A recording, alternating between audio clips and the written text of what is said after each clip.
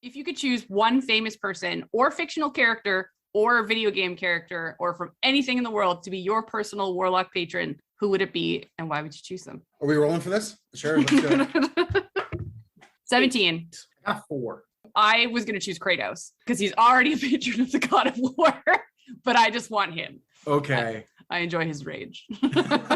Jeff? I don't know if this is the answer I would give if I had time to think about it, but just off the cuff, off the top of my head, I'm going to go with Matthew Lillard. Matthew Lillard? Okay. Everything he touches is gold. Every movie I've seen him in is great. What he's doing in the tabletop community is fantastic. He just seems like a great person. Yep. Off the cuff, that's the first thing I thought of that was like, I think that guy's interests align with mine enough that he's a good Warlock patron for me. Cool. And you would just want a piece of that goldenness. You just want a piece of it. Honestly, if I was to choose one, like a person, I'm thinking more along the lines of real world. I would probably, unfortunately, go with The Rock. It would be definitely a guilty patron, but I would, just because a sliver of that man's motivation and a sliver of his charm would go fucking miles for me. And I like any help in those two realms would do so much. I got technical capability down. It's just getting the urge to get off my ass and do it. And then being able to stand in front of a group of more than 3 people at a time without shitting myself would be helpful. Give me a little bit of that power. And I don't know, I'll shine your head. I don't care, right? I will pick up the baby oil because that man must go through fucking jugs of it. Okay, but like one of your class features has to be related to intimidation, but it has to be the eyebrow raise. Yeah, it's gotta be the people's eyebrow thing. Because I'm a ginger, I don't really have eyebrows. So I draw mine on. My wife threatens to draw mine on. It's pretty bad. Well, I mean, depending on her mood, you could be surprised all day. Constant surprise. It's a Mimic, the round table Dungeons and Dragons discussion, where you never know what you're going to get. Welcome to another episode in our conversation on classes. I'm Dan, and with me today are Megan and Jeff. And this episode is called Warlocks, Having a Blast. Is this the first episode we've been on together, Jeff? Speaking of? Yes. Yeah. Absolutely is. Yeah. No. Can't wait for our personalities to clash. This is going to be great. It'll happen, I'm sure. Happens with everybody. Anyway, so with Warlocks, we have previously covered the Celestial Hexblade and Undying Patrons in our first Warlock episode, which started off with the breakdown of the regular class features and level progression. In our second Warlocks episode, we went over the Archfey, Great Old One, and Fiend patrons, as well as sections in Xanathar's Guide to Everything, which encouraged players to consider their patron's attitude, the special terms of their pact, and a potential binding mark. You can find these episodes as well as our 3 special episodes on Great Old Ones, Archdevils, and Demon Lords as Warlock patrons on Spotify, Apple Podcasts, and dozens of other podcast apps. Or you could jump over to YouTube and dig into the entire playlist on classes that we've built over there. This episode, however, is going to take us through the pages of Tasha's Cauldron of Everything, where we are going to look at the subclasses presented there, as well as the optional class features. We'll also be digging through the pages of Van Richten's Guide to Ravenloft and unearthing the new Warlock subclass buried there. But before we get going, mentioning the fact that this is the first time Megan and Jeff have been on an episode together, this is really the first time Jeff and I have been on an episode together where we get to interact, which is nice. But Jeff, let's officially welcome you to the podcast. Welcome. Yay. It's good to have you here, man.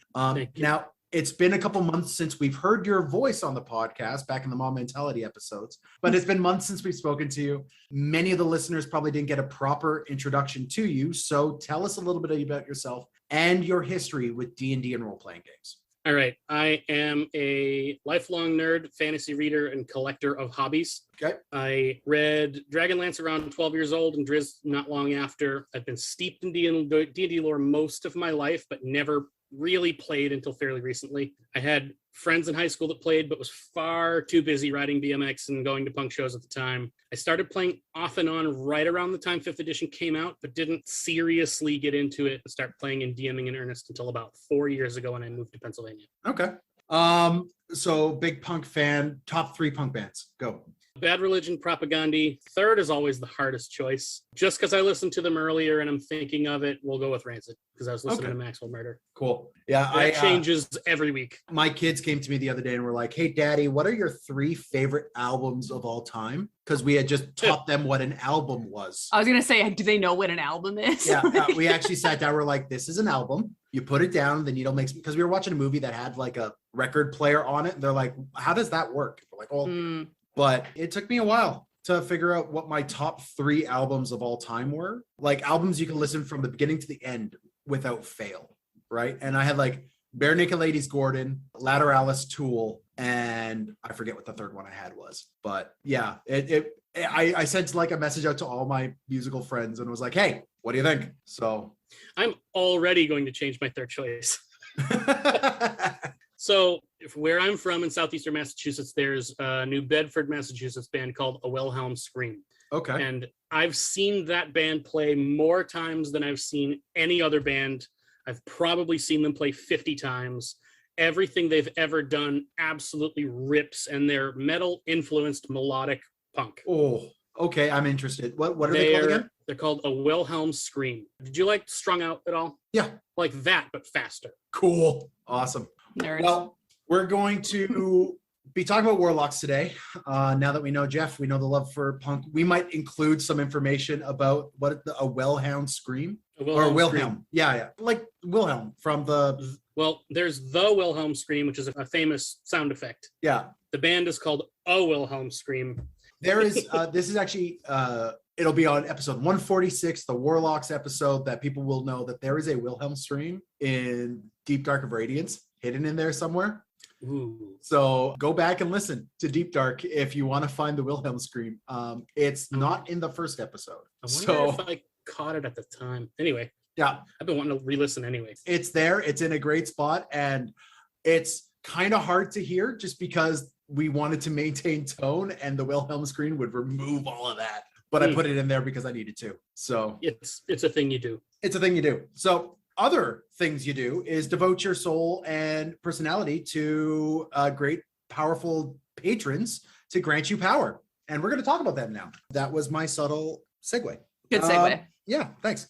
So real quick, we're going to break down what the player's handbook gives us as a reminder for Warlocks and how they work. Warlocks are a very unique class in D&D 5e. They work uniquely in terms of their spells, their attacks, how they function to all other classes in the game. Everyone has kind of some similarities. Warlocks are a thing their own.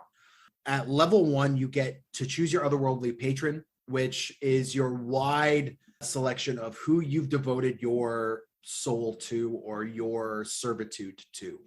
We have tons of options now. We'll be covering 3 new ones today.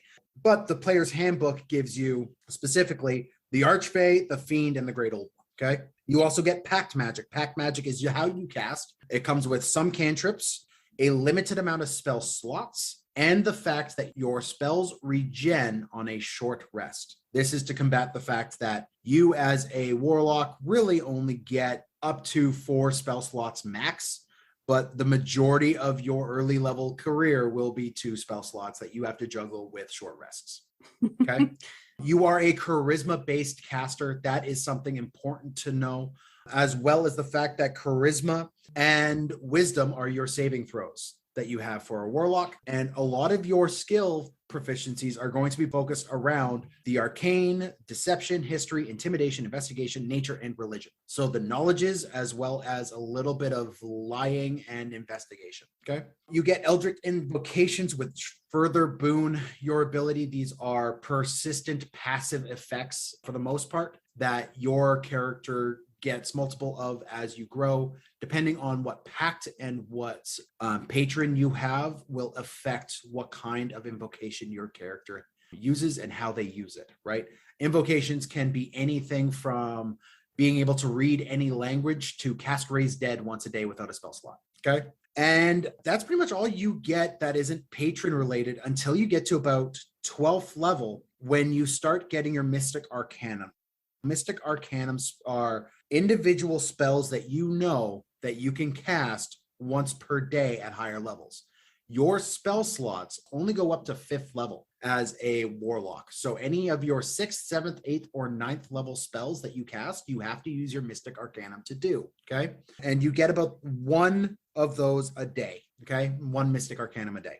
Finally, at level 20, you become an Eldritch Master, which is when you can spend 1 minute entreating your patron to regain all of your expended spell slots once per long rest. Okay, so basically you get a do-over after a 1 minute little ritual. Next, we're going to talk about some spells, and this is going to take a couple minutes because between Acquisitions Incorporated and Tasha's, the Warlock spell list has blown up. Now, Warlocks are known to be Eldritch Blast monkeys, hence the name of this episode, Having a Blast.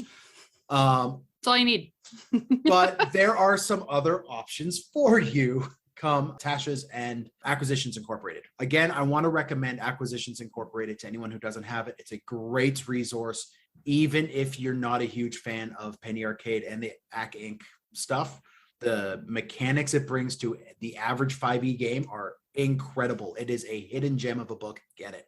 Are we trying to get sponsored by them? Because I feel like every episode I'm on now, we like talk and blow smoke up their ass. Like, I don't know. Well, we did a cover of it, right? And Adam and I were like, well, okay, we actually got to flip through this book and see what's going on. You know, it is a release book. We personally have overlooked it for years, right? And we both just sat down. We're like, holy shit, this book is fucking gold. And now a sponsorship would be nice. It would be really nice. So yes, sponsor us. Your book's fucking great. Make another one. But anyway, so Ac Inc gives us 2 spells for the Warlock. One is a first level illusion spell. The second is a 3rd level enchantment spell. We get Distort Value as that illusion spell, which lets you double or halve the value of an object for 8 hours. It takes a successful investigation check versus your spell save to determine the true value of that object. This brings some interesting roleplay opportunities for those equipment buying days, those shopping days, right? That we all have in our sessions, where you can double the value of like a shitty piece of armor, which then adds an illusion to it to be more polished or something. So you get twice the gold value back. And then within 8 hours, it's just a shitty piece of armor again. Okay. Yeah. Or have the value, say you are wanting to buy an object from someone, you cast this spell and you're like, well, there's all these pockmarks and stuff. Have the value, so you get the value for half the price, right? Yeah. You just got to get away with casting a spell in front of a merchant. So, hey. Next, at 3rd level, you get Incite Greed, which I love. It basically causes creatures of your choice within 30 feet of you to make a wisdom save or do nothing but drool at a gem that you show them. What a weird, like, very specific role-playing opportunity. Like, you know what though? I feel like it is a direct reference back to the original Drizzt trilogy and Regis's gem. With Regis's gem, yeah. Yep. Yeah. Oh, Turn that spell into a magic item, and you have that gem. Honestly, weird that it took so many editions of the game, including the bloat we had with 3.5 to get a spell that does something like this. That isn't just an enthrall, right? Yeah. Cool. So with Tasha's, we get a whole slew of new spells, including a new spell effect that we will be going over shortly.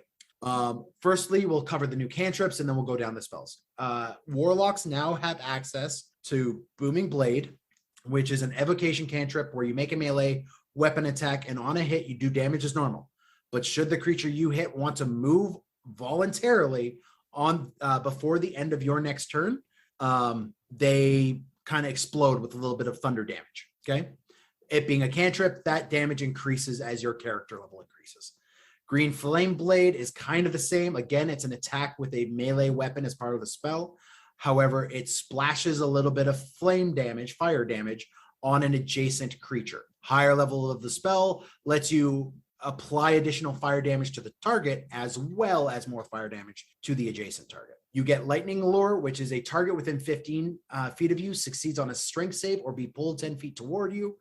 If they end that movement within 5 feet of you, they then take lightning damage. Friends, listen to how that goes. If they succeed on the save, they don't take damage. If you pull them 5 feet and they're still 10 feet away from you, they don't take damage, right? They have to end 5 feet from you to take the damage. So next you got Mind Sliver, which is literally mind bullets. That's telekinesis, Kyle. I love it. It's one of my favorites. Really, so basically, a creature within 60 feet of you makes an int save, which do it against a barbarian and laugh. And they take psychic damage. So do it against a bear totem barbarian, DMs, and laugh.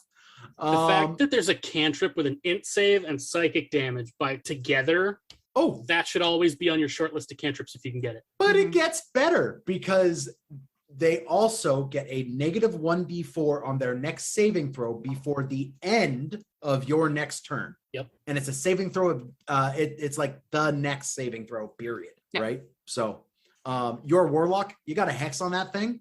So they get disadvantage on a save with that. And then you add this on top of it. Disadvantage plus or minus d4. That spell's gonna go. It's just gonna work. It's just gonna work. Anything with psychic damage, I'm a big fan of. So the Yeah. fact that this is just like, it's just chef's kiss, just fantastic. The final cantrip you get from Tasha's as a Warlock is Sword Burst, which is another one of those aura farts of damage that you could do. Basically, all creatures within 5 feet of you make a dex save or be hit with force damage dealing spectral swords. Okay. I love rolling for fart damage. Yeah, roll for fart damage. At 3rd level, you get Intellect Fortress as one of your potential new spells known as a Warlock. Basically, one willing creature has resistance on all psychic damage and advantage on int, wisdom, and charisma saves for 1 hour worth of concentration. There's my one. With higher spell slots, you can add more creatures to that. So if you're about to go raid the Mind Flayer camp, having a couple of creatures with this on them will help you significantly. Okay. You also, as a 3rd level, get Spirit Shroud, which is where you surround yourself with the abjuring spirits as a bonus action. With up to 1 minute of concentration, attacks you deal within 10 feet of you, deal more damage, and you get to choose between radiant, necrotic, or cold damage. The target then cannot regain any additional hit points until the start of your next turn. Okay. You also slow any creature of your choice within 10 feet of you by 10 feet worth of their movement. Spirit Shroud is badass, friends. Pretty cool. Yeah, does a lot. You also get Summon Fae at 3rd level. Okay. And Summon Shadow Spawn and Summon Undead. All at 3rd level. Summoning spells are a thing that has come in Tasha's. They work kind of like anything else that you use your action to cast a spell. Okay. When you choose that spell, you choose one of 3 types of creature, and a generic creature that is one of those 3 types comes in, and each spell gives you a statted up block and kind of how to manage them. You use your bonus action, tell that summoned creature what to do.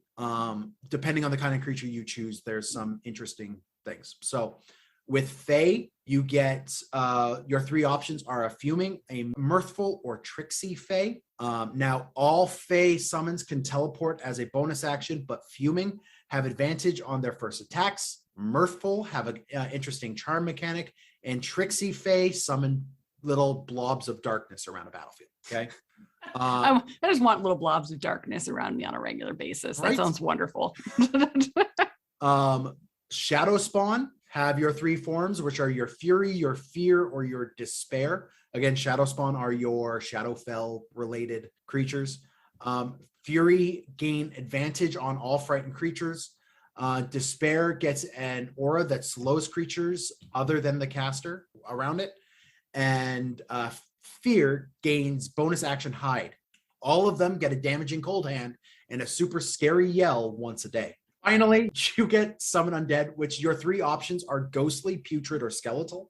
Ghostly get more HP, a fly speed, can fly through walls, and have a melee attack that causes the frightened condition. Putrid have even more HP, a poisoning aura, and a poisoning / paralyzing melee attack. So Putrid are like your ghouls, okay? And Skeletal have less HP and a spear attack. So the skeletal guys are kind of womp womp. They get a stick. They get a stick. Okay. At 4th level, you get to summon an aberration, which is either a Beholderkin, a Slod, or a Star Spawn. This is my new favorite spell. Hi, Dan. All of them are going to be immune to psychic damage. The Slod is regenerative and has a claw attack, but it bothers me because normal Slod, when they hit you with a claw attack, impregnate you with a tadpole that bursts from your chest and is metal as fuck. I love Slod. There's no mechanics to this. Work. Pardon? Yeah. I'm glad that's not how people work. Yeah, right. But there's no rules that say this. But if you're at my table, guess what? You're gonna It's gonna happen. I'm never playing a game in Dan again. Beholderkin. What, haven't you seen Alien recently? I have. Doesn't mean I want to role play it. Beholderkin get a singular eye ray, and Starspawn have a psychic damage inducing aura or a psychic melee attack.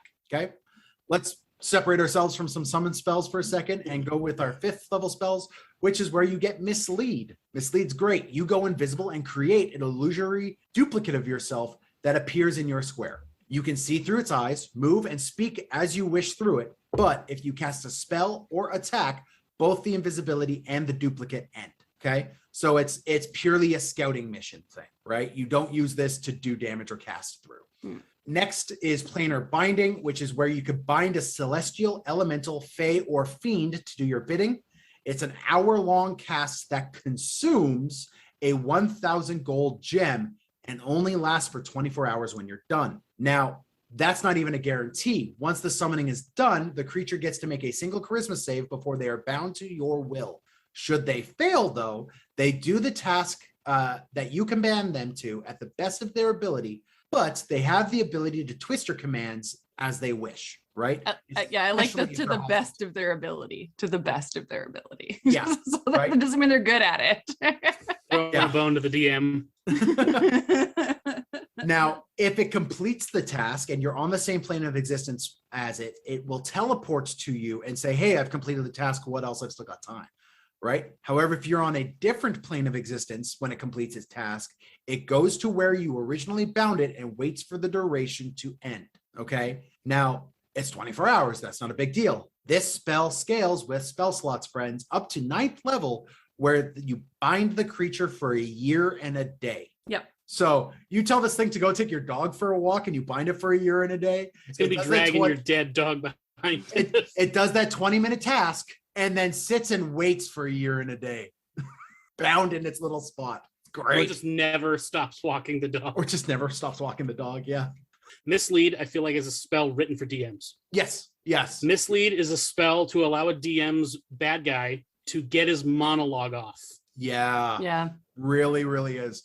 And like, it's one of those spells up there with like Clone and Simulacrum, where like, if you have a high level caster, big bad evil guy, and your party is just like, we got this great plan to blow them up, those are your workarounds. Mislead is up there with that, and it's only a 5th level spell, so it's pretty great.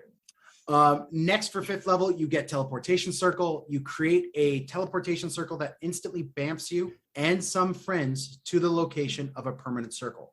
You can store locations as waypoints to bamf to, and you can create your you can make your circle permanent by casting it on the same spot every day for a year. Okay. So at 6th level, hey guys, we're going to talk about the last summon spell. You can summon a fiend. There are 3 opportunities here, which makes sense. Devil, demon, Yugoloth. Done.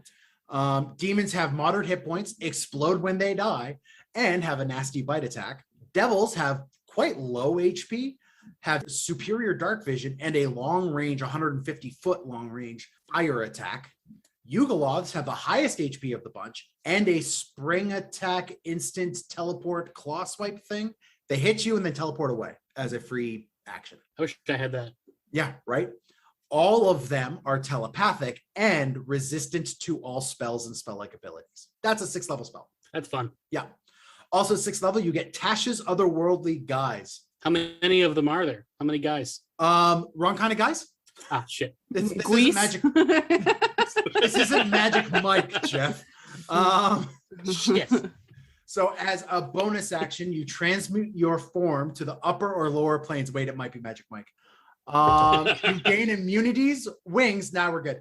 AC bonuses, and can use your spell attack as a replacement to strength and dex for attacks and damage rolls. And you can attack twice as if you had the extra attack feature. If you already have extra attack, that last bit does nothing. You only get to attack the twice. So this makes your Warlock, even if you're like Pact of the Tome, incredibly powerful in melee for a small duration of time. Lasts about a minute. As if you were one of those other guys. Stop it. 7th level, My favorite spell is Dream of the Blue Veil.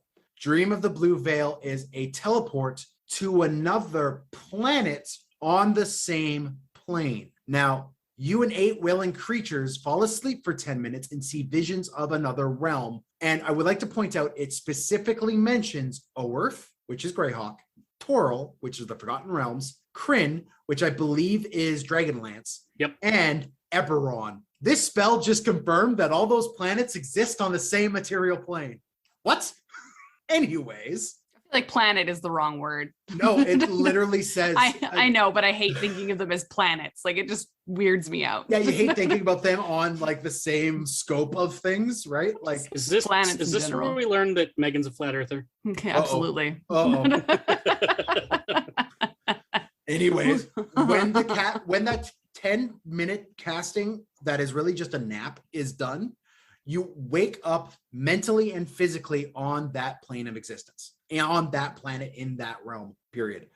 The spell will end early, and the wording's a bit weird on this, so just follow me. If you are woken up and take damage during the casting, otherwise you have 6 hours to gallivant in the other realm. I like that it uses the word gallivant. I use the word gallivant. Damn it. Yeah, sorry. I hate that you use the word gallivant. Hey, we can't exactly read these spells verbatim, okay? Otherwise, Wizards of the Coast's lawyers will be calling us. We don't want that. When you said reading, I assumed you read the word gallivant. Anyways, 9th level spells. Only 3 left to go here, guys. Blade of Disaster. You create a blade-like rift in reality, which you can then use to make 2 spell attacks when you cast, as a bonus action, mind you, to deal 4d12 force damage on a hit. Now, these crit on an 18, 19, or 20, and when they do crit, do 12d12 damage, okay? This is like your spirit bomb attack. Oh, it gets worse because this spell lasts for a minute, and you could tell the rift to move 30 feet and do 2 more attacks every turn on your bonus action. This is your spiritual weapon, your flaming spear, just as a 9th level spell. Pretty dope. Yeah. You get Gate, which is a spell that'll let you teleport between the planes, as well as, if you know the true name of a creature, specific creature, pull them to you, so that you can have some face-to-face time, whether that's a fight, a conversation, or some other form of aid from them. That's going to be kind of up to the creature. It gives you that face-to-face time, and it has a handy feature of being able to teleport one way into another plane of existence. Whee. Finally, a oddly weird spell is, well, weird. You can make a wisdom save for each creature in a 30-foot radius sphere, okay? You can force a wisdom save from them, or they become frightened and take 4d10 psychic damage at the end of each of their turns while they're frightened. They get to repeat the wisdom save at the end of each of their turns. You had to be at psychic damage. Yeah. 4d10 damage as well. It's not insignificant, and it's a 30-foot radius, so it's a 60-foot sphere. Is it? Did you say each creature of your choice, or each creature of your choice? So real big, real nitpicky fireball. That's way better. Yeah, it's a 9th level fireball. Yeah. It's a mind ball. Mind bar. mind ball. I like how it says of your choice, though. So you can just be like, hey, Al, I also don't like you. Except you, rogue. Fuck you. Fuck you, rogue. Okay, next we are going to talk about what we have given to us in Tasha's for the Warlock in terms of new and special rules. I'm done spells. Yay. So first is a new Pact. This is Pact of the Talisman. Now, what the Pact of the Talisman lets you do, this is along with your Pact of the Blade, Pact of the Chain, Pact of the Tome. This lets you basically carry around a talisman that, when worn, grants you a D4 to a failed ability check a number of times per long rest equal to your proficiency modifier. Okay. Now, it opens up a couple other things when we're talking about invocations, but that's basically what the Pact does. Let's grab some dice. Let's roll. And I want you guys to tell me, do you like the idea of this talisman that, by the way, you could give to other people to no effect, right? There's just the one, right? So that user then gains the ability here. Do you like this or not? Let's roll. I got a 14. 13. 19. Oh, damn it. So Jeff, do you like the Pact of the Talisman? I do. I think it's fun. I'm not a huge fan of Pact of the Tome, so it's nice to have an option that's not cool Pact of the Banishee Tome's like one of my Sword favorites. or Imp. I like the fact that you can lend it to your friends. Yep. I don't know. It's not overly complicated. It's relatively easy to understand. It does something useful and interesting. I don't see a downside. Cool. I like it. Megan? Yeah, I don't hate it. I enjoy it. It's just a good additive. I think I love the hilarity of giving it to your friend and then your friend breaks it. Yeah. And then you have to spend an hour-long ritual to resummon it. And then The it's just you're Vegs.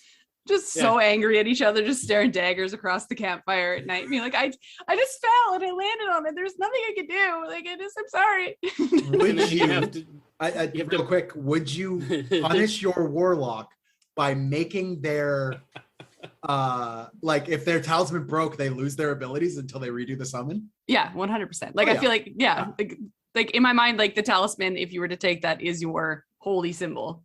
Yeah, Like, it's your connection to your patron. I Yeah. think depending on the relationship between the patron and the character. For mm, example, I have a player in one of my campaigns that is an Archfey Warlock Okay. and a Vengeance Paladin to the same Archfey, who has a very active interest in what he's doing.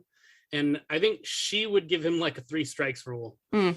Like, shit's gonna get bad when you break the third one, bud. You break this one more time, and I swear to God, Time out. You're gonna I'm go out. in timeout. I will break your face. It's Yeah. just and you're done. It will explode. I will bite you so hard. You will wake up, and the fucking thing will be embedded in your goddamn forehead. Do not fuck with me on this. Mm. Love it. Anyways, let's go with Eldritch Versatility, which is a new rule as well. Whenever you gain a new ASI, so every 4 levels in the class, you can also replace one of your cantrips with another Warlock cantrip, replace your Pact with another Pact. So if you went, I don't like Talisman, I'm going to go Tome, you could do that every 4 levels. And you could replace your Mystic Arcanum spells with a Warlock spell of the same level. And by the way, if any of these choices would invalidate an invocation that you have chosen, you get to choose a new one as well. Mhm. You kind of have to choose a new one because it's invalidated. So guys, same initiative order.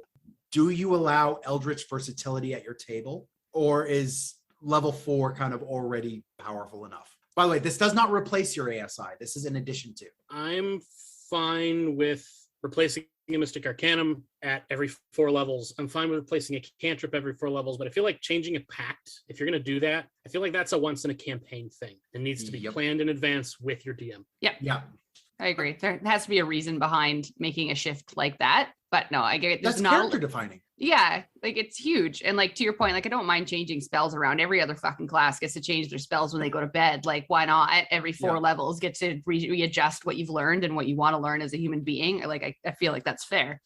But if you're gonna yeet your Pact, like it's gotta be a reason. I just go like, it's the Pact of the Talisman guy going, I wonder if this had legs, what would happen? Yeah. Right? And I'm not on board with that. As I'm okay with you changing your Pact during a campaign, but it is a story driven, not mechanically tied to your character level thing. It is a story thing, right? And it requires more than just, hey guys, I'm also good at fighting in a tavern now.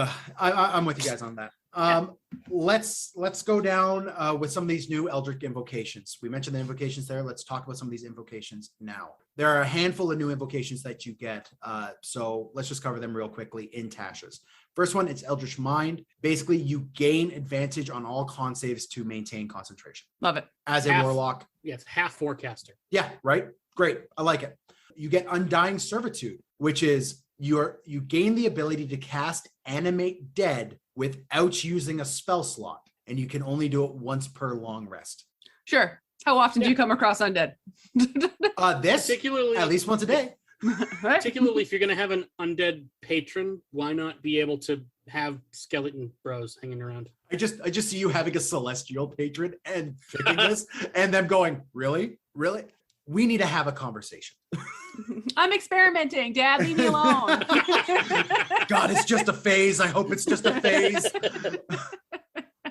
So specifically for Pact of the Chain. Now, the previous two were available to any Warlock. The next ones are to specific packs. Pact of the Chain, get the Investment of the Chain Master, which is when you get to boost your Find Familiar spell in several fun ways. Okay.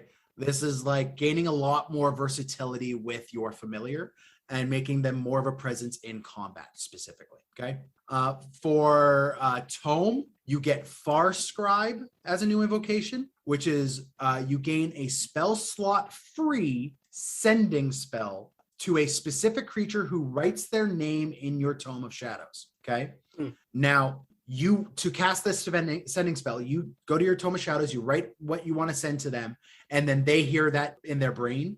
I'm choosing to believe it's like hearing Siri or voice to text or text to voice speech in their head. And sorry, do they also have to write their name in your book themselves? So that's where the connection comes from. Is that what you meant? To be able to cast the sending, you have to be able to. Yeah, they write their names in your book. Oh my God, could it just be a Disneyland like autograph book? Like, at certain levels, yeah, but you only get to store a number of names equal to your proficiency modifier. Damn it. How dare you limit me? So it's not even for your entire party if you have the average party size of 5 players in a party, right? It's you and 2 other players until you get to that point, right? Now you can replace this as you go. You could, as an action, wipe out a name to put in a new name should you want to mix it up, but you only get that proficiency modifier level of times.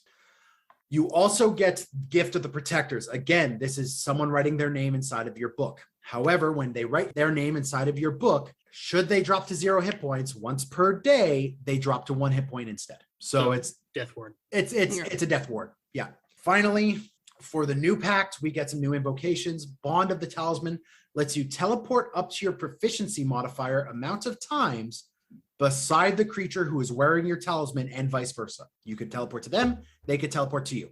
The amount of times to your proficiency modifier, as long as you maintain presence on the same plane of existence. So as long as you're all within the material plane, you could just pop up next to them. So you give it to the cleric so you can beg for heals. Yes. Or you give it to the rogue because they're always thrown in jail and you just pop them out of it and stop it. Don't break it and stop it. That's for your Paladin Warlock multi-class. Yeah. Now you also get the Protection of the Talisman, which is when you gain a D4 for any failed saving throws a number of times equal to your proficiency modifier per long rest. Okay. That kind of takes that D4 that you get for the talisman itself and amplifies it a little bit more. And then finally, you get Rebuke of the Talisman, which is when you could spend your reaction to deal psychic damage equal to your proficiency modifier and push the attacker up to 10 feet away when the wearer of your talisman is hit by an attack. To uncomplicate that, whoever's wearing your talisman gets hit by an attack. You can, as the Warlock, use your reaction to create a small little burst of damage and push that attacker 10 feet away from the wearer of your talisman, whether it's you or someone else. Okay? It's limited purely to reaction. So you can do this every turn if you wanted to. So it's ew, gross, don't touch me. Yeah, pretty much. Yeah. Okay. So guys, same initiative order as before. Do any of these new invocations stand out to you as the MVP? Which is your favorite of these new invocations, Jeff? I don't remember which one it was, but it was the one that allows the teleporting back and forth forever with the talisman. Bond of the Talisman. Yeah. It makes the Talisman Pact kind of a little bit more worth getting, right? In my mind. Yeah, I think Talisman Pact by itself is kind of cool, but when you stack one or several of the talisman specific invocations, it becomes way more interesting. Yeah. Megan? Honestly, I really, again, had me at psychic damage. I like the fact that if you put the talisman on your healer, just keep the big bags away from your healers. And as soon as someone touches them, you can be like, no. And then and then distribute them. So I feel like, I like the talisman one a lot. So I think there's a lot there that is a lot of fun. Honestly, I really like the Undying Servitude, the ability to cast Animate Dead. Just because action economy is a thing, guys, and anything you can use to kind of push that along, especially if you are a Pact of the Chain Warlock, I think would really, really love that, or even a Pact of the Blade. If your table deals with flanking and gaining advantage on attacks, Animate Dead once a day is going to help you in that key fight. Okay. Oh, flanking. Hey everyone, it's Dan. And Adam. And we want to remind everybody all about the different ways you can listen to this podcast. As we say in every episode, we're available on Spotify and Apple Podcasts, but there are other apps too. Podbean is obviously one of them because it's the site we use to host the podcast, but there's also Amazon Music /Audible and Google Podcasts. And iHeartRadio, Podchaser, Player FM, and Stitcher. Podcast Addict and Deezer and Overcast. Pocket Cast, Castbox, Listen Notes. Podbay, Chartable, Castro. Castro? Yep. As in Castro for all your high fidelity needs.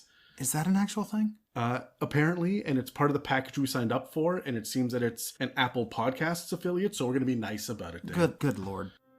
Anyway, you can listen to every episode on any one of these probably non-communist podcasts. Please don't phrase it like that. Yes, comrade. Oh, for fuck's sake.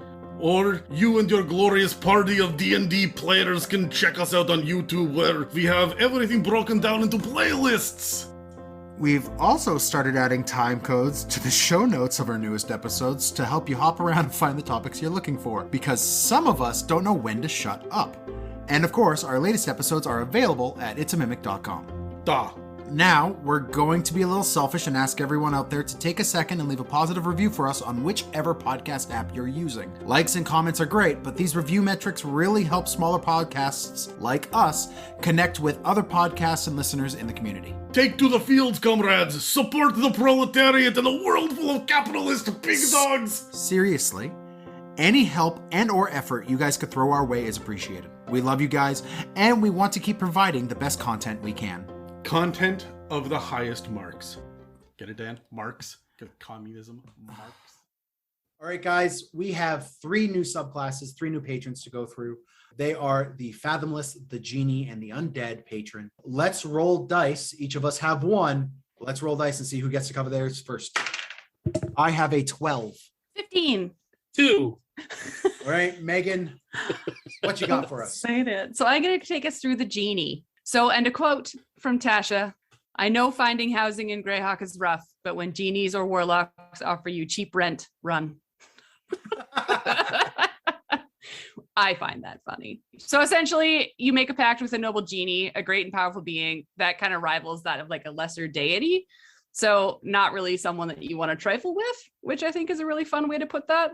And basically what they do with Tasha's is that there's 4 different genies that you can choose from to be a patron, basically, all of different elements. And then basically your character progression and the abilities that you get are based on the patron that you choose from the genie. So there's a lot to it. I'll go over quickly the different genies that there are. So there's Tao, which is earth, Jin, which is air, Afridi, which is fire, and Marid, which is water. So basically at level 1, you do get an expanded spell list. So when it comes to being a genie, you do get an expanded spell list that all genies get, but then each different genie patron has its own spell list as well. So I am going to not spend way too much time going through every single spell, but I will give you a quick list of each one. And if we want to expand on a couple, we definitely can. The general genie spell list is you get Detect Good and Evil, Phantasmal Force, Create Food and Water, Phantasmal Killer, Creation, and then the Everloved Wish. I mean, that really makes your genies, you get wish. Yeah, it makes a lot of sense to me. And then Tao, which is going to be your earth patron, you get Sanctuary, Spike Growth, Meld into Stone, Stone Shape, and then Wall of Stone. So, I mean, it's earth themed. I don't know how else to describe it other than yay, rocks. And then Jin, which is air, gets you Thunderwave, Gust of Wind, Wind Wall, Greater Invisibility, and Seeming. Huh, okay. Yeah. Seeming feels out of place, but then you really consider it, and like it's just another one of those really, really powerful illusion spells. So I like it. I do like it. It fits the flavor. I guess you're bending air to distort what you look like. Yeah. Yeah. That's kind of the way I like the distortion of the air around you, basically, is kind of how I saw it. So absolutely. And then Afridi for fire, you get Burning Hands, Scorching Ray, Fireball, Fire Shield, and Flame Strike. Fire is fire. So fire. You get fire. And then for Marid, which is going to be water, you get Fog Cloud, Blur, Sleet Storm, Control Water, and Cone of Cold. Great, right? Yeah. Everything tracks there. It all makes sense. So basically each patron gives a different set of genie spells that you can use. And then, of course, you get your genie capabilities as you level. So at first level, you get Genie's Vessel, which is exactly what it sounds like. It's the Genie's lamp. You get to choose 10,000 years. itty bitty living space. However, it's not that itty bitty. You get to choose what your object is, and it grants you some special boons. Of course, there's roll tables all over the place where you can roll at random if you don't know what you want to choose for your vessel. And then when you hold or have like a hand on your vessel, you can either use Bottled Respite, which means you can poof into your lamp. And it is a 20-foot radius cylinder with a 20-foot high ceiling. So again, not necessarily a small living space, not terrible in the worst. Yeah. And then some of the things about it is that you can technically still hear what's happening around you. So what a great way to kind of like infiltrate yourself into a space where you want to be sneaky. All right, guys, just put me on the shelf and walk away. Yeah, exactly. Right. But like throw me across the room. I'll just hang out over there. However, you can only stay in the vessel for a short period of time, hours equal to twice your proficiency. It will end if you choose to end it as a bonus action, or if you die, or if the vessel itself is destroyed. Okay. Yeah, and anything in the vessel, if it is destroyed along with it. And you can only use it once per long rest. Okay. You could also use Genie's Wrath, which during your turn, you can deal extra damage up to your proficiency bonus, and the type is determined by, of course, your patron. So if you are Dao, Earth, Jinn, Air, Ifriti, Fire, and Marid, Water. Okay. Right? And if you break or lose the vessel, you have to perform a ritual to make a new one. So very similar to the whole talisman thing, that don't let your friends handle it, because if they break it, it's going to take you some time to make a new one. So. I'm imagining a Talisman, Pact, Genie, Patron, Warlock who now has to juggle two fragile different things. Oh man, no, you make the talisman is their thing, right? Oh. So like you have you have like a meeting where like only one member of your party could go in. So like you hop in your own talisman and then get your noble to wear it just in case, so you can pop out and help them as like a security measure. Bottled Respite is incredibly powerful. That's pretty cool. Yeah, it that is the reason you play a genie powered warlock. Absolutely. And it gets better as you level. So as I go through the levels, you'll see why it gets better having this vessel. So at 6th level, you do get Elemental Gift. So you start to become kind of slightly like your patron by taking on some of its features, and you become resistant to that type of damage, which is pretty cool. Also, as a bonus action, you can give yourself a flying speed of 30 feet, which lasts for 10 minutes. And you can do this as a bonus action up to the amount of your proficiency bonus. So you can float. You can float, yeah. Yeah. So if you're an Ifriti powered Genie Patron Warlock, and you get to, this is at 6th level, you get this? 6th level, yeah. Yeah. So do you just go ginger? Is that just how that works? My hair is a fire. Absolutely. Suddenly you're Katniss Everdeen and everyone hates you.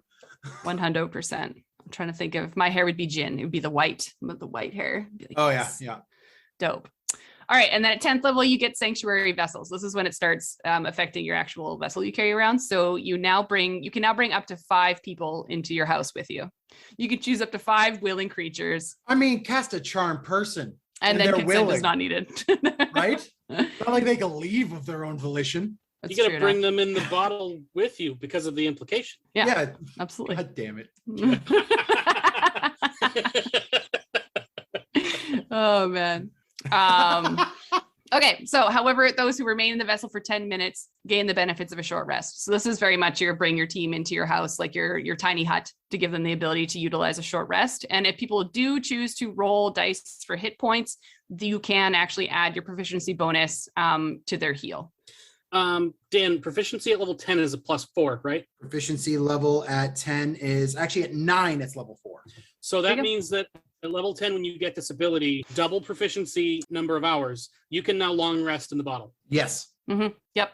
Just, yeah. Oh, great. Yeah. Holy shit, this thing is powerful. Yeah.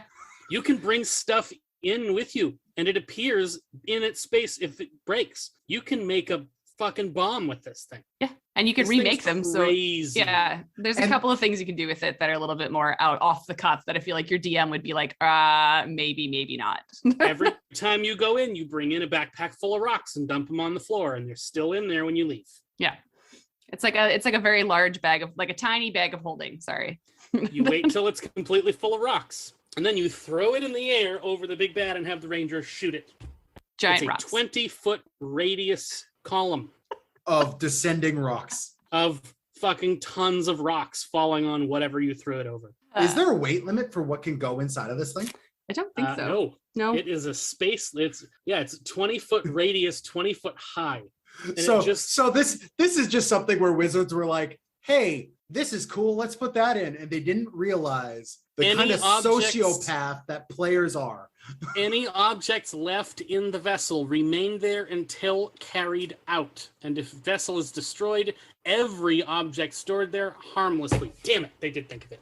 Yes, they did. Yeah. Harmlessly appears. Although harmlessly appears in the unoccupied spaces closest. So So doesn't it- work if it's on the so it ground. It doesn't- has to. There is no like exploding. But the falling damage yeah. is still a But thing. rocks are heavy, and when they Yes. fall on you, it hurts. Mhm.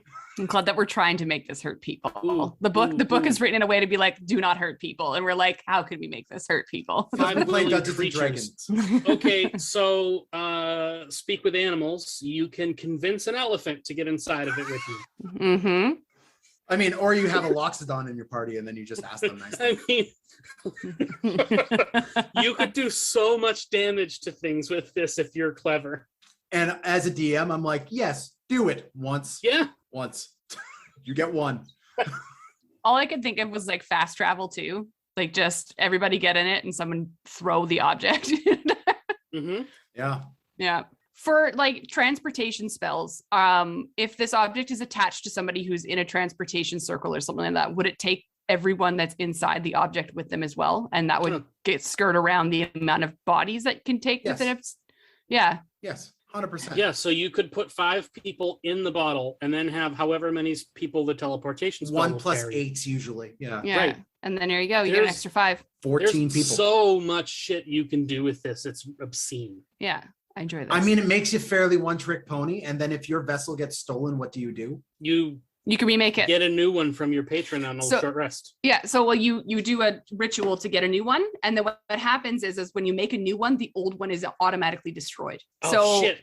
even if that someone could be gets it bad. and steals it from you, like they're stealing all your stuff basically, because Right. all your stuff is Everybody- going to be in there. Everybody get into this thing. Have your rogue, who at level 1 has a +9 to stealth or some such stupid nonsense. But Yeah. hey, you're level 10 now, so they've got a +76 to stealth.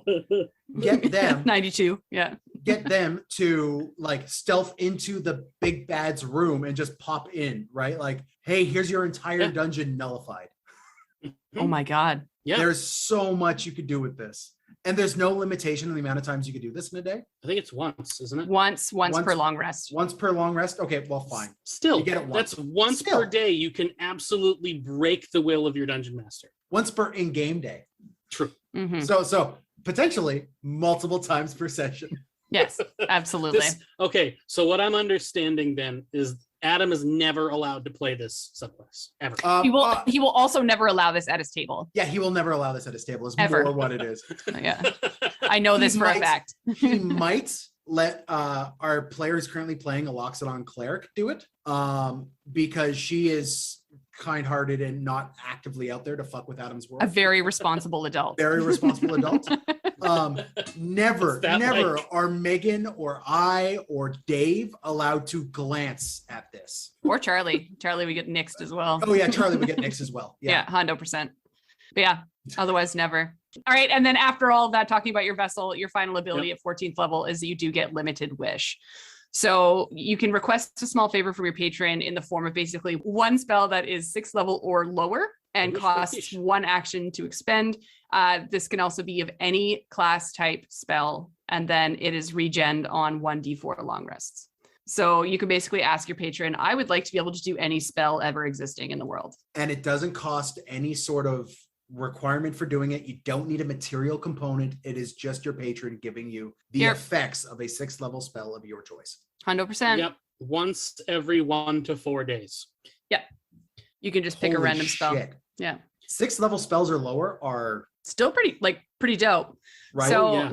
the only other thing I can think of is like not often do I ever see a warlock get all the way up to level 14 as a pure warlock. Usually warlocks are multi-classed in some way, shape, or is form. big. So it's big and it's wonderful and it's great, but I just don't really see, I could never see myself playing in a game where someone actually got this ability. It's bait. It's bait to drag people into a longer level warlock character. Absolutely.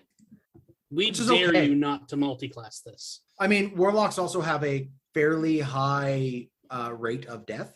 Yeah. Just because of their story elements that they necessitate. So yeah, okay. Yeah. Is that everything? That's it. That's a genie, my guys. Cool. All right. Well, let's do this real quick. Let's grab our dice and real quick, let's talk. Is there any sort of race or background or anything that really speaks to you with a genie warlock?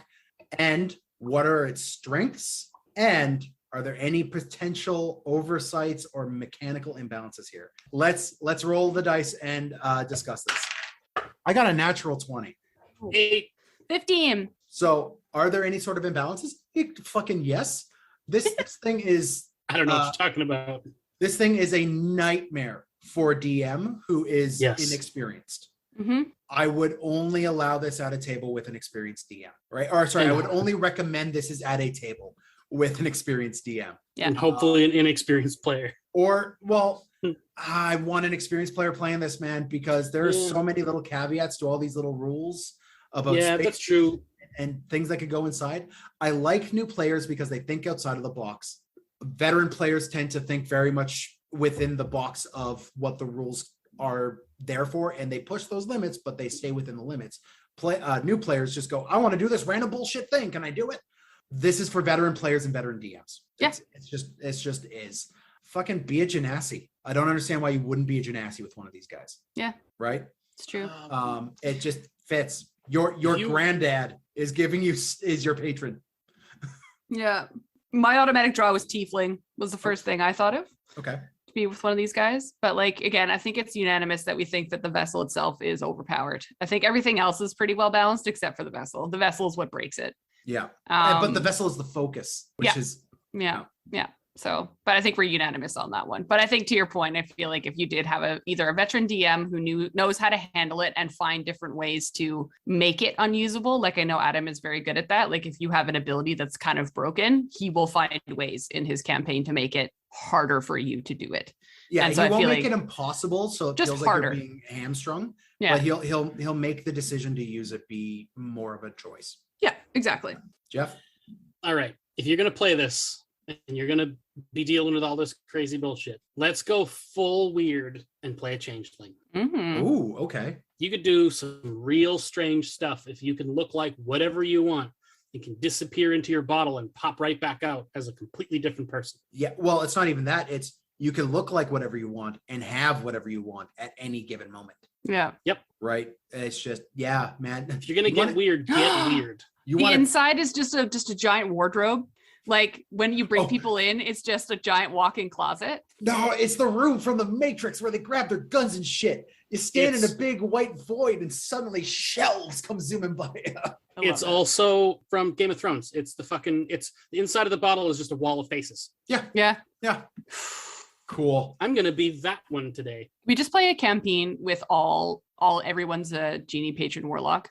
I That'd mean, be absolutely insane. I mean, yes. One shot. You could. I want to play a campaign where everyone's a cleric first, right? But yeah, I'm with you. All right, so we're going to move on to the next one, and in the initiative order, it was me. I get to cover the Fathomless Warlock. Fathomless is another one of the ones presented to us in Tasha's, and her little quote speaks to me in a very real level. Lay it on us. I never understood why some people get so jittery about tentacles. Have you ever had Octopus Nigiri, one of the few pieces of evidence of a benevolent multiverse? So this went like 7 different angles for me. Like it just suddenly took a hard left and, oh no, she's talking about sushi. She's talking about sushi. We're good. I'm glad you stopped yourself. Yeah. So the Fathomless Warlock is basically the Warlock who devotes themselves to some of the great powers of the deep. We're talking like a Kraken or some sort of aquatic god, or even some of the great old ones you can do flavored as Fathomless instead. These guys fit great in a pirate campaign or aquatic worlds campaign, any campaign where there's going to be water, they're going to do well. Okay. Yeah. Now, they, like all Warlock patrons, come with an expanded spell list where they get Create and Destroy Water at first level and Thunderwave. They get Gust of Wind and Silence at second level, Third level spells are Lightning Bolt and Sleet Storm. Fourth level spells, they get Control Water and Summon Elemental, but it's only a water elemental. And at fifth level, they get a Bigby's Hand that appears as a tentacle. Which is awesome. And a Cone of Cold. Yeah, just a... For anyone who can't see, we're just doing tentacle arms. Tentacle We will arms. be that way. Well, here's the fun thing. At first level, you get a tentacle. I hate it. I hate it already. Only one.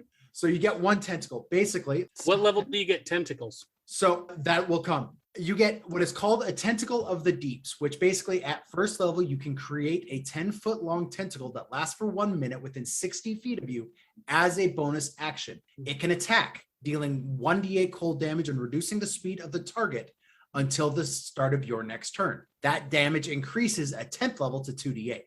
Now, as a bonus action on following turns, you can move the tentacle 30 feet and repeat the attack. Again, this is one of those like spiritual weapon levels abilities, except you can do this one a number of times per long rest equal to your proficiency modifier. And it's not concentration. And it's not concentration. Fuck. Okay. Mhm. Also at first level, you get a swim speed of 40 feet. Regardless of what race you are going into this, you get a swim speed of 40 feet. And you can now breathe underwater. Okay. That is an ability called Gift of the Sea. Now at sixth level, you get an Oceanic Soul, which is basically where you gain resistance to cold damage and can speak to any creature so long as the both of you are fully submerged in water. There's some torture implications for this. Yep. Yeah, Yes, just there waterboard is. everyone.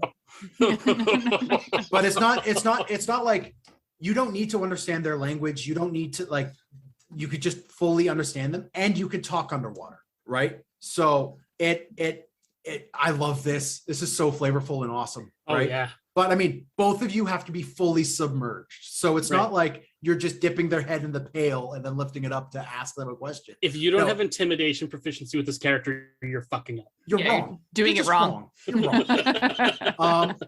At sixth level, you also get a Guardian Coil, which is when you can use your reaction to have your tentacle, the one you summon, interpose itself between an attack not and the a other creature one. you see within 10 feet of the tentacle that takes damage.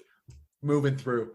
You get to reduce the damage by 1d8 or 2d8 at 10th level. So basically, your tentacle can just help reduce damage from allies within 10 feet as your reaction. Okay. Yep. What a great tentacle. Yeah, you're really good at tentacles. Also, your tentacle now becomes tentacles and it gets the grasping trait at 10th level. You get grasping tentacles.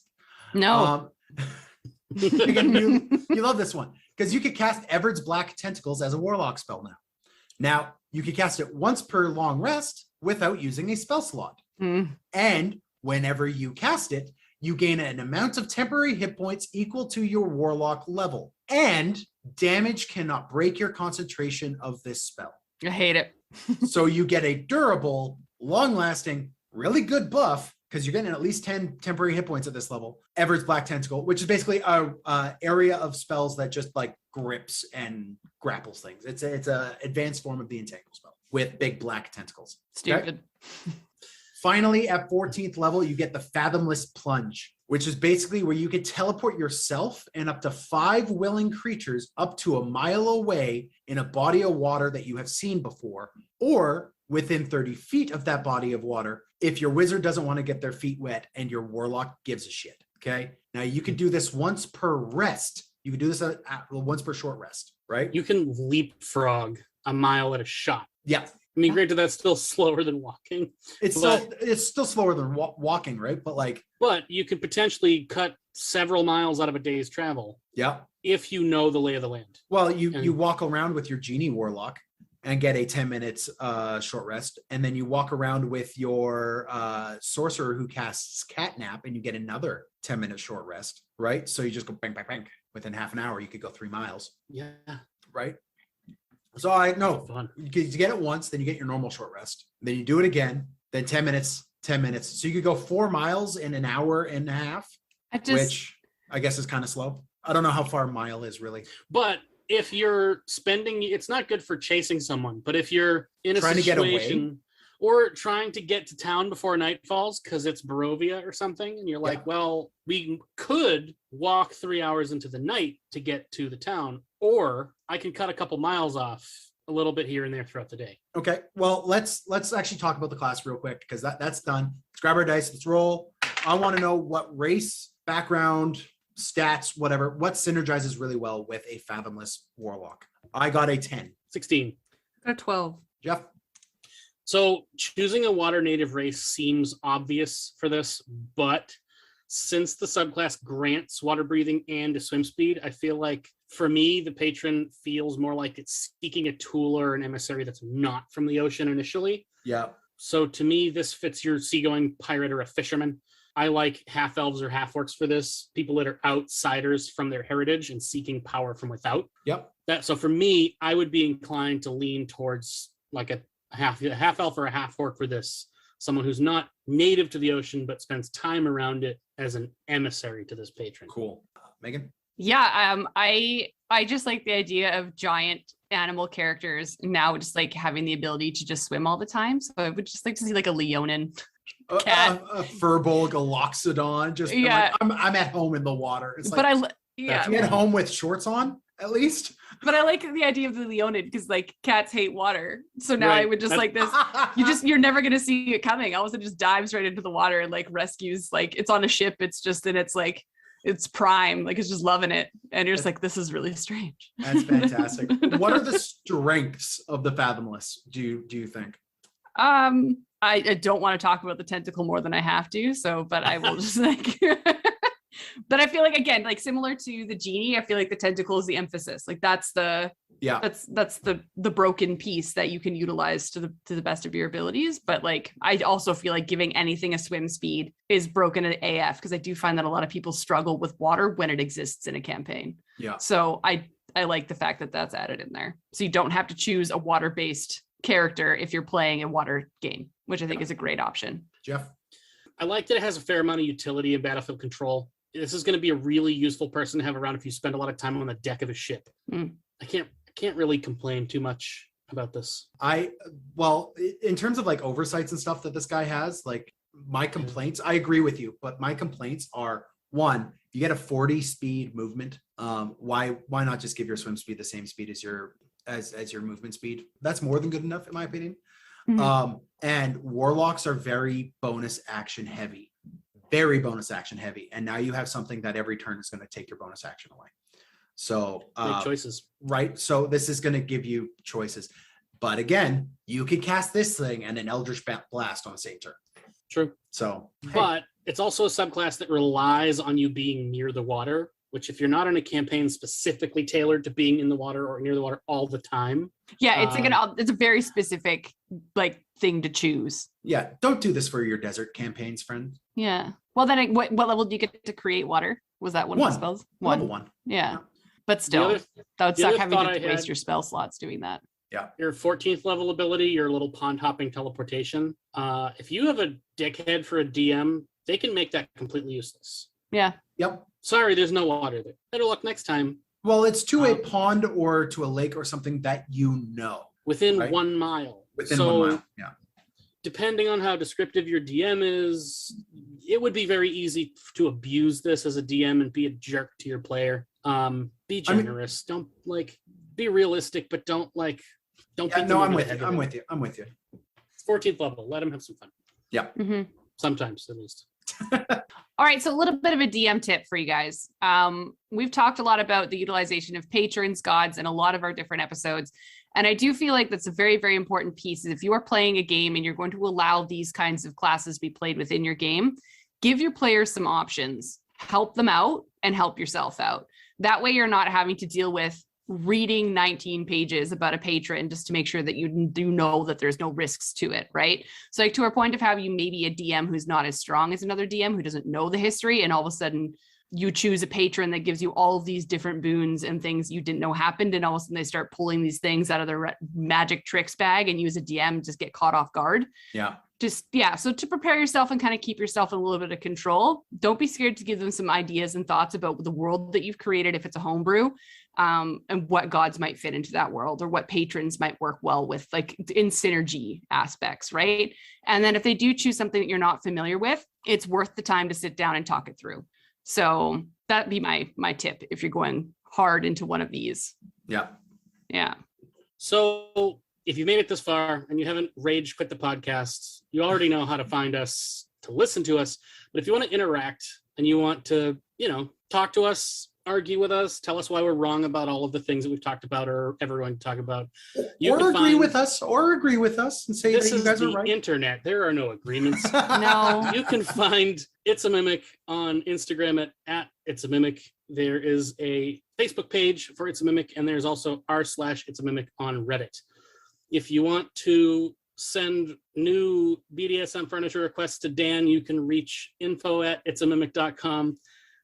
Mailbag questions can be left on the Instagram inbox. r/It's a Mimic has a sticky post, or to the same info@itsamimic.com. Yeah. Thanks for the side hustle shout out. Or Dan. Jeff. Can't let it go. Well, how about this? How about you give us your Warlock subclass now? Really? Do I have to? Yes. Mm-hmm. All right, fine. Twist my arm. So I don't get a nice handy Tasha's quote because this comes from Van Richten's Guide to Ravenloft. The Undead Patron Warlock is someone that's made a pact with some obscenely powerful undead being.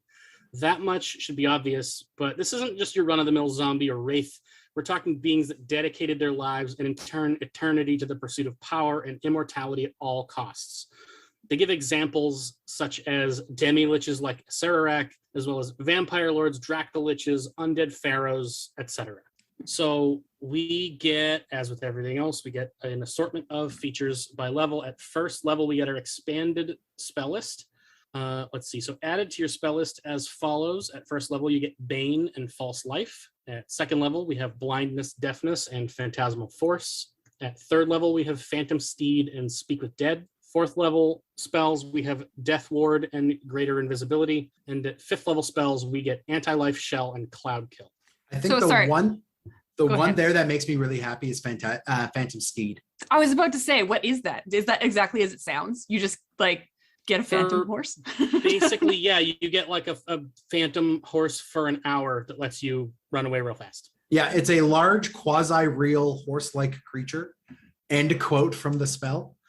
That basically it pops up. You get to decide on its appearance and what it looks like, everything. It's always going to look like the dog from The Nightmare Before Christmas. Love it. Sure. But yeah, for the duration you run on this thing, it has a speed of 100 feet and can travel 10 miles an hour or 13 miles at a fast pace.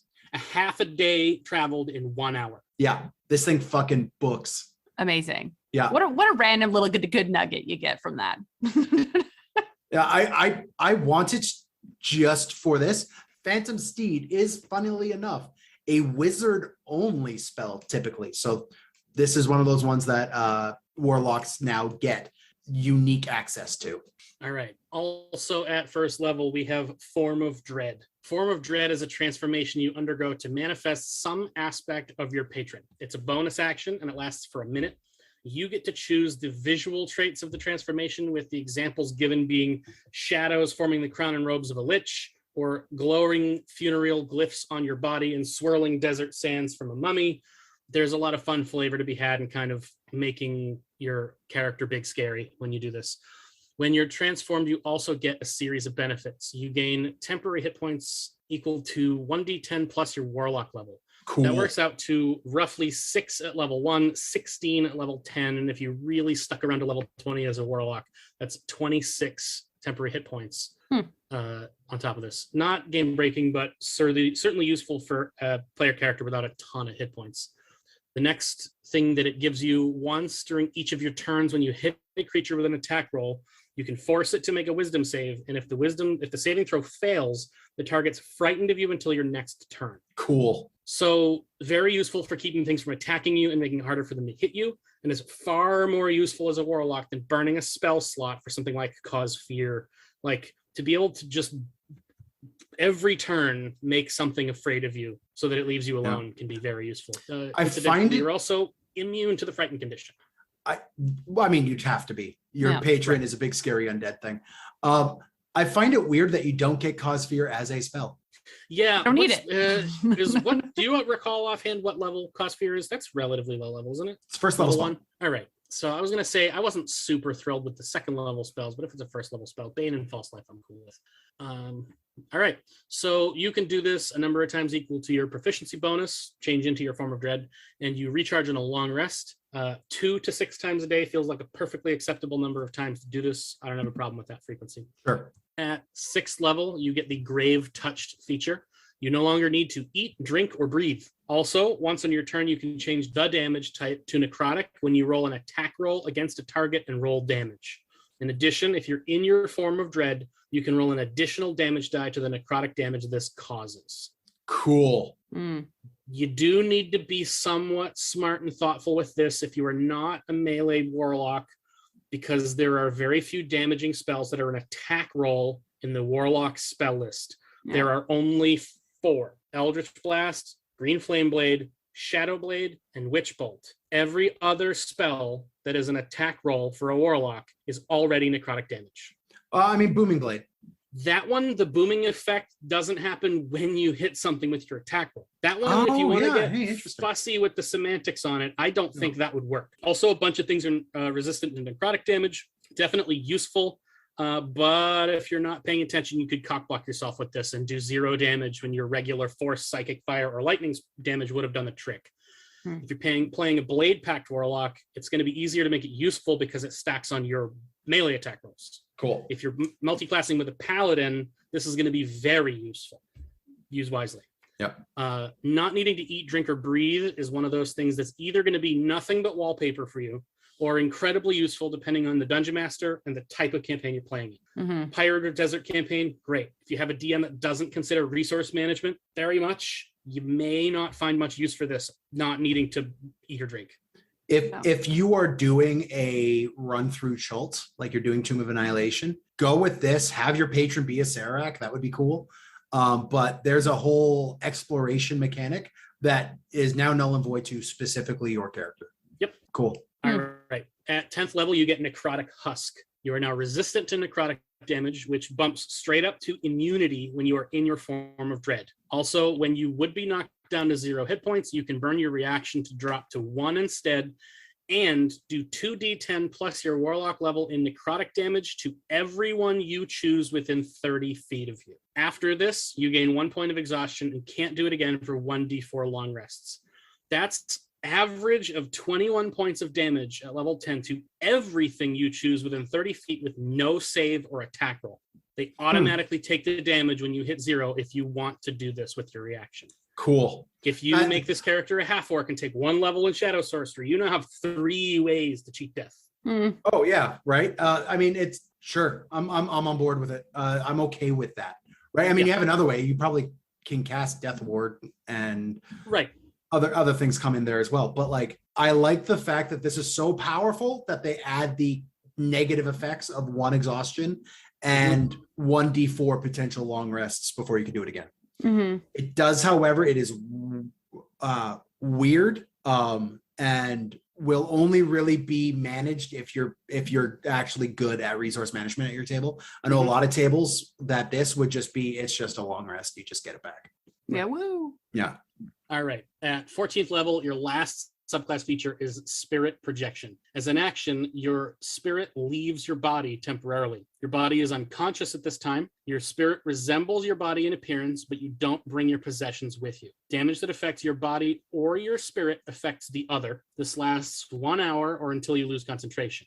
When it ends, you return either to your body or to the location that your spirit is, teleporting your body to that spot. Okay, so your spirit resembles your mortal form in almost every way, replicating game statistics, but not your possessions. Correct. Are you a naked ghost? Yes. It's the only way to live. Are you Dr. Manhattan just floating in a place with your tentacle showing? Tits out for the boys. If you're planning to take this subclass up and past 14th level and you don't find some way to get your character nicknamed the Emperor, you're doing it wrong. Yeah, right. Yeah. All right. While you are projecting, you get the following benefits. Your spirit and body gain resistance to bludgeoning, piercing, and slashing damage. Okay. When you cast a spell of the Conjuration or Necromancy school. The spell doesn't require verbal or somatic components or material components that lack a gold cost. Just kind of like sit there and things just appear. It's metal. Love it. There are 47 spells in the Warlock spell list in the Conjuration and Necromancy schools. 47 currently in 5th edition D&D. Cool. Lots of options. Wow. You have a flying speed equal to your walking speed and can hover. You can move through creatures and objects as if they were difficult terrain, but you take 1d10 force damage if you end your turn inside a creature or an object. While you are using your form of dread, once during each of your turns, when you deal necrotic damage to a creature, you regain hit points equal to half the amount of necrotic damage dealt. Once you use this feature, you can't do so again until you finish a long rest. So yeah, there are some significant downsides to this. I don't know if we want to hold off until we're rolling. Yeah, let's roll for it. Grab your dice, guys. Let's talk about the benefits first. How is this strong? How is this class strong? And what are the race backgrounds, skills that kind of lead toward this? Okay. I have a 12.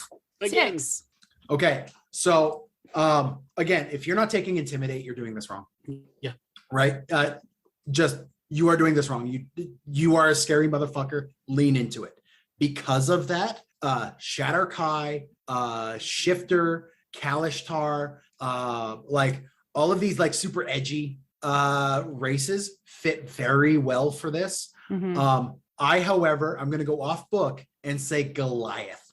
A Goliath Hexblade Undead Patron would be such a bad, just because you're huge, you're bald, you're fucking gray, you're scary to begin with, and also you're a physical fucking dynamo, and this is why you go Hexblade with this guy, right? Blade Pact. Hexblade is. Blade Pact. Yeah, you go Pact with the blade with this guy, right? And with this resistance to all damage that, or to the melee causing damage, the bludgeoning, the piercing, and slashing. You now can get up into the mix of things fairly easily, fairly well, fairly reliably, right? And remember, we're not talking about other invocations and your spell selection that go into this, right? I do like it, but yeah, man, I'd say you want to lean towards the big, imposing, and scary when you're building one of these guys. Jeff, you think you're next? I like Dark Elf for this. Okay. I like half elf and human. I like builds that focus on ambition and selfishness, although you'll need to find a way to make that work with a group. Mm-hmm. This feels, a lot of how this subclass is built feels very selfish. There is almost nothing that's not combat, and there's almost nothing that benefits anybody but you. Yeah, don't play this guy in your Feywild campaign. This would be, could be a lot of fun, could be really tricky to get it to mix with a group and not end up being a jerk. This subclass was tailor-made to be multi-classed with Paladin as an alternative to the Hexblade Patron. So much of the stuff that this subclass does dovetails with Paladin abilities. It's not even funny. Being able to stack this stuff on top of your smites and everything else, it's super synergistic. Is there a specific oath you're thinking? I mean, Oathbreaker. You could go a couple different ways. You could make this fit Vengeance. You could make it fit Conquest pretty easily. It definitely has an evil paladin feel. I don't think this is a devotion or redemption paladin. Okay, well, you can make any paladin evil. I've discussed this many times, and I love it. Right, but it's a little more challenging. As a single class character, it definitely goes hard into narrative flavor. But I think it's a little less enticing for that for me personally. 10 levels of this and 10 levels of evil paladin, you've got something real interesting going on. Cool. As far as there are a couple significant downsides to that 14th level feature. Well, one second. Before we start talking about downsides, Megan, what are your upsides? What are your opinions on this? Okay, well, y'all talked about like the stats and stuff, but to be honest with you, I'm a person of theatrics. And so I was thinking the exact opposite of Dan, whereas like, I don't want a big and scary person to play this character. I feel like I would choose someone very small and dainty and delicate that looks very kind and sweet until not so much. An anime magical girl. Absolutely. And then their form of dread is just frightening as fuck. And then they just like burp and then turn back into their beautiful, beautiful self. And then it's just like, what the fuck just oh my, I'm so sorry. I just got a little out of hand there. Just so much. Fathomless fits that very well too. Yeah, absolutely. I find a lot of the Warlock subclasses lean into that like cute, innocent cuddle creature until shit gets fucking real. all Warlock party of just anime magical girls. I played in very, very many anime like magical girl campaigns. So and this is just phenomenal, and I'm about it. So all right, let's talk about those downsides, Jeff. What do we got? Your body is extremely vulnerable when you're doing the spirit projection. Mm-hmm. An unconscious body is going to take auto fail, strength, and dex saves, and attack rolls against the body are at advantage, and an auto crit within 5 feet. Resistance to bludgeoning, piercing, and slashing helps cut some of this down. If your body is not well hidden when you do this, you can have your day and your character sheet ruined really, really fast. Yes. Mm-hmm. Yes. Be Pact of the Talisman. Put your body in the Talisman. Do this shit. You're thinking Genie. You're thinking Genie. You can't put your body in your Talisman. Oh, right. Shit. Yeah, you're right. Yeah. Since your possessions Magic don't go jar? with your spirit, you'd have to put some thought into it. Yeah. It's high benefits, high downside if you're not smart, Cool. or if your DM is smarter than you.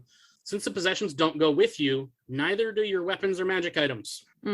Oh yeah, shit. So being Pact of the Blade would be useless. No, being Pact of the Blade would be good because you can summon your weapon. Good point. If you want to be a slashy warlock, you need to be Blade Pact. If you want to multi-classes with Paladin and you plan to go, that's 14th level. I don't know. Blasty warlocks, if you're not planning on using magic items or Blade Pact, at least you can summon your weapon. So Yeah. You have to think about it. You have to make sure that this is going to work for you. It could screw you in a hurry. You literally have to know what it is. Like you'd have to build your character backwards with this one, almost. So You also really want to know, am I even going to bother taking 14th levels in this to get to this point? yeah. Yeah. Because if you're not, then who cares? Mm-hmm. All right, guys. Well, as we wrap up, let's talk about some interesting character builds for these guys. Let's grab our dice and see who gets to present their interesting character build first. I got a 3. 7. 12. All right, Jeff, what's your interesting character build here? I am building a drow, charlatan background, Pact of the Talisman, Undead Warlock.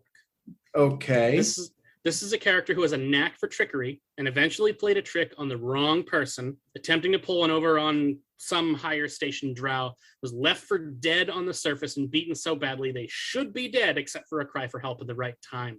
Something answered, and this is a great Underdark character, hell-bent on revenge on the drow house that wronged you. Mm-hmm.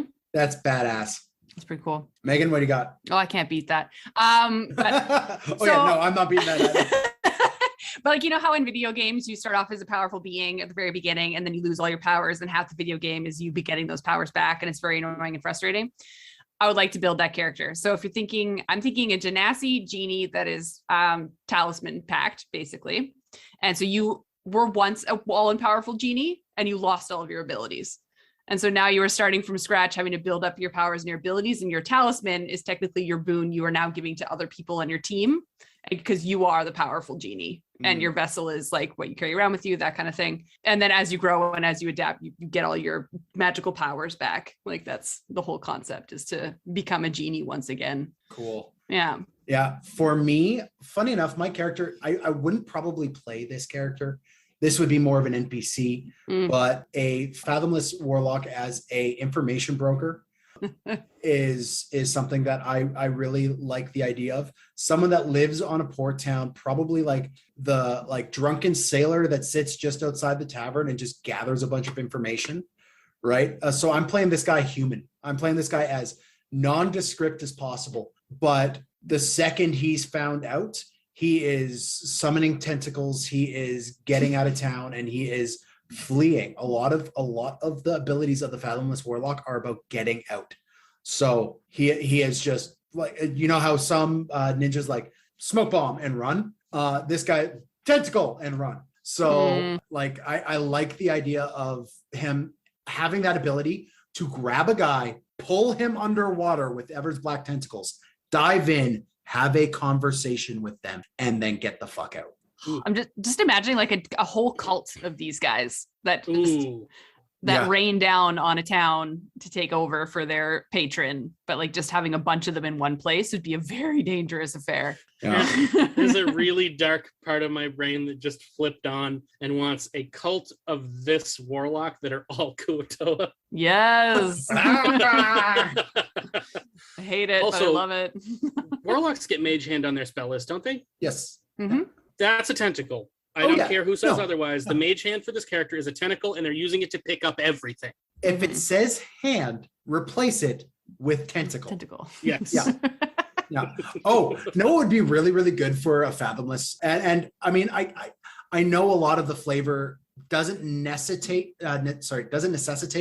the specific creatures put in, but a Simic Right. hybrid Fathomless Yeah. guy would just like, Uh-huh. dude crawls up on the water with like lobster hands and fucking just tentacles naturally growing out of his skin. Just I'm on suction board. cups. Yeah. Just red little.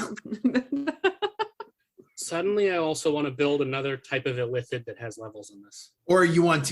Mm. Oh, yeah. Yeah. Yeah, right? You could have some Yeah. really weird fun with the subclass. Tons of flavor. So guys, general overview, last little thing, final thoughts. What do you guys think of these three new subclasses and these options that we got from Tasha's? What are we thinking? Are we still in love with Warlocks? I always have been. I always will be. They're fun. They're fun. They're unique. There's a Right? ton of flavor. Yeah. They take a lot of forethought and a lot of care to construct, like in a way that would be fun, like to the point we spoke to it earlier about how sometimes you can pigeonhole yourself into not being as great as you wanted to. So I feel like these ones do require a little bit more research, a little bit more careful thought, and a little bit more like strictly what you want to do if you were going to go from level 1 to level 20. Like you have to think about it. You can't just start at level 1 and be like, let's go. Yeah, and Like- I guess you're right. Like they're kind of heavy-handed with that very specific flavor that they offer. Yeah. And if you're not fully on board with that heavy-handed flavor, you're doing yourself a disservice. Yeah, I'm with you. Yeah. Okay, so guys, that'll be it for this discussion on Warlocks for now. We've got a lot more ground to cover with lots of other classes and subclasses. So subscribe or follow and check back regularly to see what inspirations and insights we'll have for you in the future. Next week, we'll be boiling, toiling, and troubling, I guess, as we bring a new multi-part discussion on hags. Thanks for listening to another episode of the It's a Mimic podcast. If you'd like to support us, we have a donate button on our website, www.itsamimic.com, as well as a store for some awesome merch. We also rely on word of mouth to get the news of our podcast out there to the community. So please pass the word to everyone you know that we're available on iTunes, Spotify, and YouTube, as well as most podcast apps. Thanks again for listening to It's a Mimic, where you never know what you're going to get. This has been an It's a Mimic production. Inquiries, requests, and questions for our mailbags can be sent to info@itsamimic.com. So in Neil Gaiman's American Gods, we discover that people worship, quote, new gods such as media, celebrities, guns, money, etc. Yep. What real world thing, person, power, or manifestation do you think would be worthy of being a Warlock patron in our world? Oh, are we rolling for this? Let's do it. 15. I got 4. 12. 12. Okay, Megan. Sweet. Vin Diesel. And Why, here's Megan? And here's why. Because nothing is as strong as family. God damn you. God damn it, Megan. You're welcome. I was gonna say dice because the dice gods need to be appeased. Like that was gonna be my answer. I'm kind of with you on that. I don't know if I could come up with anything better than either dice or Vin Diesel. So I'm just gonna, I don't know. Maybe. Ooh, does someone need to make a set of Vin Diesel dice now? 100%. Oh. I feel like he could make his own business with D&D related like attire and people would buy it. 100%. Well, I mean, you see Joe Manganiello's whole Death Saves clothing brand that he has. Like, We dude, just need the opposite component to that. with something a little bit more punk than death metal. Maybe. Yeah. All I'd be right. all right with it. Yeah, no, I'd be okay. One smell. My God. Smelly witch. One smelly witch. One smell. Or you could jump over to the YouTube, not the YouTube, Dan. God, fuck, you're old. And might I add, it says chosen. It doesn't say willing creature. So that means consent is not needed. Oh, shit. Come Hold along up. with me. Hold up. Pardon? Yeah. It just says You chosen. You choose. You are coming with me. No, it says you can choose up to 5 willing creatures. Damn it! No. I was so excited about that. But Mob most mentality? mob mentality, Mom mentality. mob. Maybe I need more bourbon. Thanks for listening. Bye.